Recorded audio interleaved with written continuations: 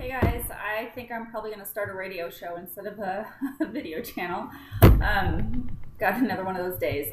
Pardon the noise in the background. I do have a baby with me right now, and she is noisy, so she's cute, but you know, ignore the background noise for a while. I've got a couple questions that I want to address. It was sent to me in an email, and I just started responding, and I got to the point where I was like, wow, this is really a good video topic. This question that this person posed, or these questions are really important for all of us. And so I want to go ahead and read the questions to you and then get to the answer. What is the best for weight loss? Do we count calories? Do we do low carb, high protein, combination of both? I think I'm just doing anything out of desperation and not allowing my body to see the benefits of any of these methods. Which do you suggest I stick with? Okay, great questions. And there's a lot of confusion out there about, this. Every new diet that comes along has some new formula or program or, magic something or other that we need to follow. And it can get a little bit confusing, especially if we've tried a few of them and maybe had limited success. So here's my response to that. It's a good idea to count your calories for a while so that you get an understanding of what kinds of foods you can eat, how many calories they have, what a true serving size is, but you don't have to do it forever.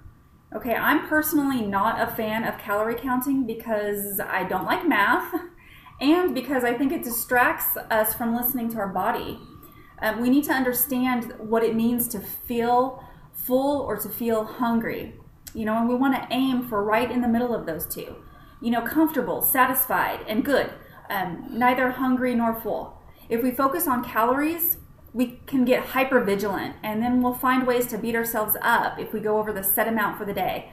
It's a mental thing, an attitude. What happens when I'm staying within my required amount of calories and I'm still starving? How healthy is it to obsess over calories and, how many calories, if I eat this and then I can't eat that, and oh my gosh, I have to go to the barbecue this weekend, So, let's say I go over my calorie requirement 5 days in a row. What's going to happen then? I might freak out and beat myself up, with a verbal lashing. What's going to happen then? I'm going to drive myself to comfort food, right? Because that's my default feel better behavior. I think it's better personally for us just to focus on making good choices in general rather than focusing on specific calories. For example, I chose the homemade grilled chicken salad over the drive-thru burger and fries. I made a good choice today. I can do this. This is part of my new healthy lifestyle. Now, all of that being said, some people do say that you need to aim for a 40-30-30 range, which means 40% carbs, 30% protein, and 30% fat. Okay, so for carbs, we're thinking good carbs like fruits and vegetables and whole grains. And fats, we mean healthy fats, like those found in olive oil, avocados, nuts, chicken, and fish.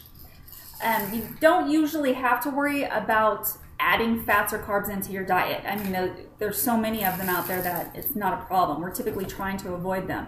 Our biggest focus is going to be on, how can I get protein in at every meal? So my recommendation for weight loss and for weight maintenance is to eat 5 or 6 mini meals and or snacks throughout the day.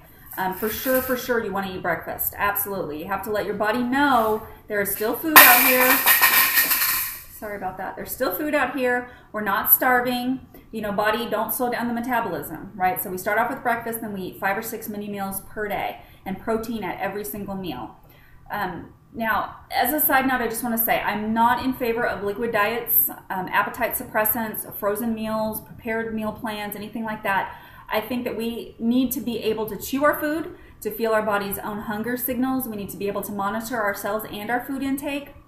It's a learning process, and there is a learning curve there, so we are going to make mistakes. We are going to have days where we eat more. We're going to have days where we're really, really, really good. We're going to have days when we really, really, really blow it, and that's okay. That's all, a part of this process. The thing is, as we go on, the days where we, mess up or binge or whatever are going to get fewer and farther between. and the days, that we're eating healthier, making better choices more often are going to increase. And so as you look back over time, you're going to see that you've made progress, and it's going to show on your body, in your clothing size, in how you feel, how you look, all of these things. So basically it's a process. It's nothing that's rigid or set in stone. It's nobody else's magical formula or their secret rules that you have to buy into. It's just, learning how to live a normal, doable, healthy life. So I hope that helped everyone, and I hope the noise from the rattles and all that stuff wasn't too distracting. So thank you guys for listening, and remember, weight loss happens one day at a time.